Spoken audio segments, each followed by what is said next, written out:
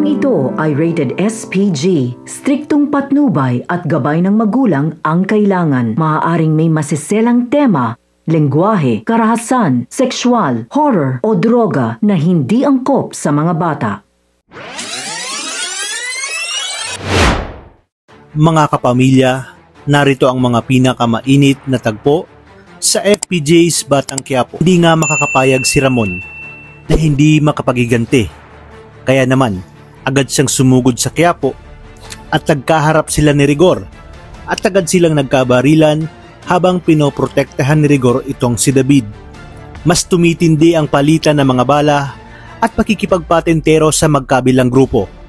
Sinusubukan namang tumakas ni David habang tinutulungan siya ni Rigor na makalayo. Nais ni David na sumama na sa kanya ang kanyang tatay Rigor upang mangibang bansa. Ngunit nang malaman ni Rigor na buhay pa itong si Ramon at tinahabol si David, ay hindi nga siya mapigilan dahil pakiramdam niya na isahan na naman siya ni Ramon at palabas lang pala ang nangyaring sagupaan nila dati kung saan napatay niya si Ramon. Matapos ito ay hindi na umaayong kay David ang swerte dahil kahit sugal ay sunod-sunod na ang kanyang pagkatalo. Dahil dito ay tinanong nga siya ni Conchita kung meron pa ba siyang perang natitira.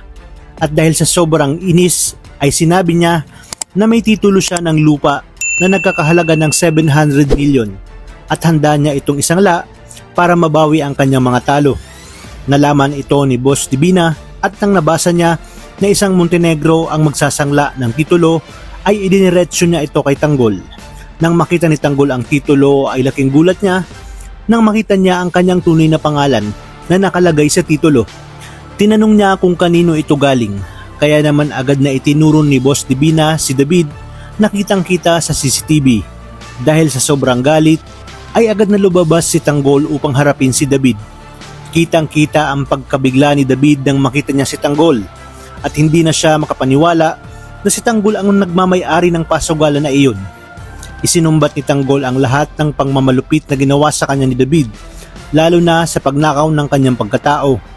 Todo tanggi naman si David sa mga paratang ni Tanggol at dahil hindi na nakapagpigil si Tanggol dahil sa tindi ng kanyang galit ay sinugod niya si David at inumpisahang bugbugin.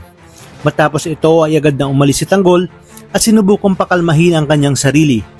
Ngunit sa kabila nito, hindi niya matanggap ang lahat na niloko siya ni David. Wala umano itong pinagkaiba kay Rigor, kaya mas lalo niyang kinamuhian ang kanyang pamilya. Ipinangako niya sa kanyang sarili na papatayin niya ang mag-amang David at Rigor. At sa pagkakataong ito ay wala nang makakapigil sa kanya, lalo na ngayong alam niya na ang katotohanan. Dito na papasok ang mga bagong karakter sa bagong mundong tatahakin ni Tanggol. Kaya namang kapamilya, tuloy-tuloy ang pagsubaybay dito lang sa pambansang teleserye ng sambayanan, ang FPJ's Batang Quiapo. Maraming salamat sa inyong panonood at pagpalain tayong lahat, kapamilya.